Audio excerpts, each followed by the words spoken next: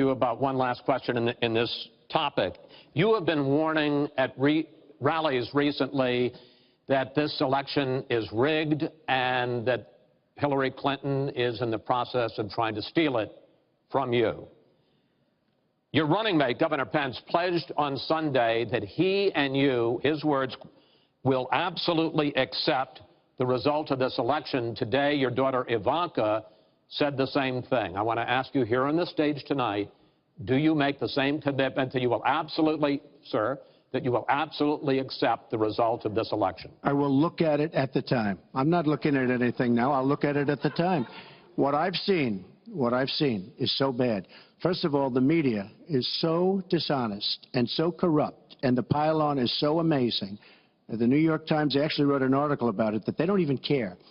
It's so dishonest, and they've poisoned the minds of the voters. But unfortunately for them, I think the voters are seeing through it. I think they're going to see through it. We'll find out on November 8th, but I think they're going to see through it. But, sir, there's if you look, excuse me, Chris, if you look at your voter rolls, you will see millions of people that are registered to vote. Millions. This isn't coming from me. This is coming from Pew Report and other places. Millions of people that are registered to vote that shouldn't be registered to vote.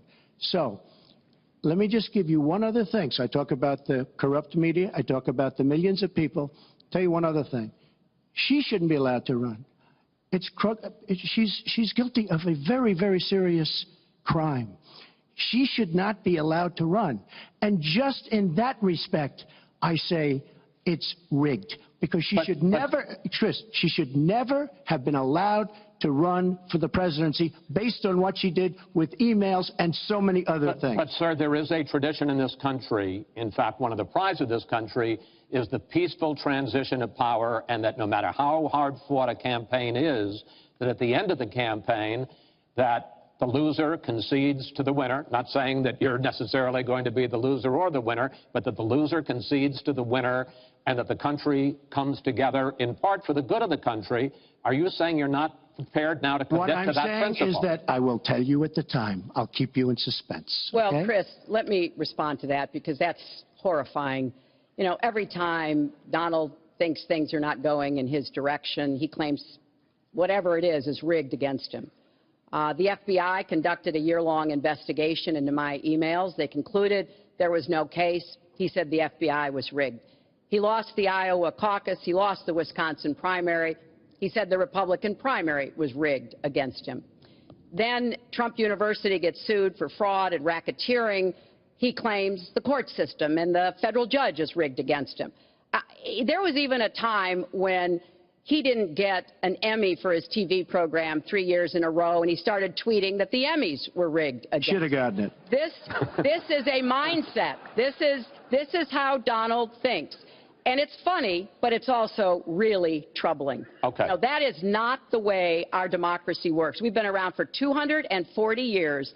We've had free and fair elections. We've accepted the outcomes when we may not have liked them. And that is what must be expected of anyone standing on a debate stage during a general election. You know, President Obama said the other day, when you're whining before the game is even finished, it just shows you're not up to doing the job. And let's be clear about what he is saying and what that means. He is denigrating, he's talking down our democracy. And I, for one, am appalled that somebody who is the nominee of one of our two major parties would take that kind of position. I think what the FBI did and what the Department of Justice did, including meeting with her husband, the Attorney General, in the back of an airplane on the tarmac in Arizona, I think it's disgraceful.